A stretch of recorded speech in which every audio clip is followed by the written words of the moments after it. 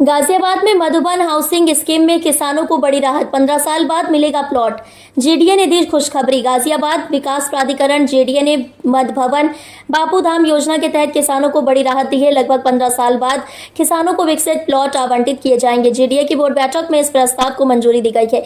इसके साथ ही शमशान घाट के पास आवंटित 373 प्लॉटों को दूसरी जगह स्थानांतरित करने का प्रस्ताव भी पास कर दिया गया है। 15 साल बाद किसानों को मिलेगा प्लॉट। मधुबन बापूधाम योजना के करीब 647 किसान पिछले 15 सालों से प्लॉट के इंतजार में थे। जेडीए ने बोर्ड बैठक में इन किसानों को विकसित प्लॉट आवंटित करने का निर्णय लिया है। प्राधिकरण की मंजूरी के बाद किसानों को अब 6% विकसित भूमि का अधिकार मिलेगा। इसमें 800 एकड़ भूमि के किसानों को 6% और 281 एकड़ भूमि के किसानों को 20% विकसित प्लॉट देने का प्रस्ताव पास हुआ है। यह फैसला किसानों के लंबे संघर्ष और अदालत के आदेश के बाद लिया गया है।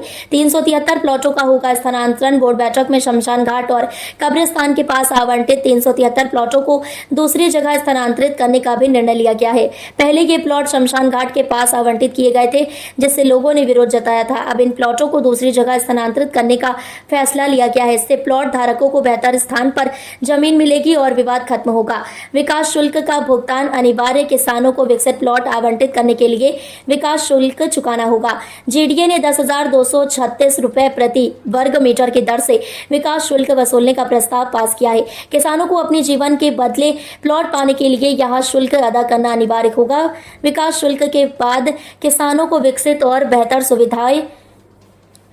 सुविधाओं वाले प्लॉट मिलेंगे। तुलसी निकेतन की जर्जर इमारतें होंगी ध्वस्त। बोर्ड बैठक में तुलसी निकेतन कॉलोनी की जर्जर इमारतों को तोड़ने का प्रस्ताव भी पास किया गया है। कॉलोनी की इमारतें बहुत पुरानी और कमजोर हो चुकी हैं, जिससे कभी भी बड़ा हादसा हो सकता है। प्राधिकरण ने इन इमारतों को गिराकर नई आधुनिक इमारतें बनाने का फैसला किया है। इससे वहां के निवासियों को सुरक्षित और बेहतर आवासीय सुविधाएं मिलेंगी।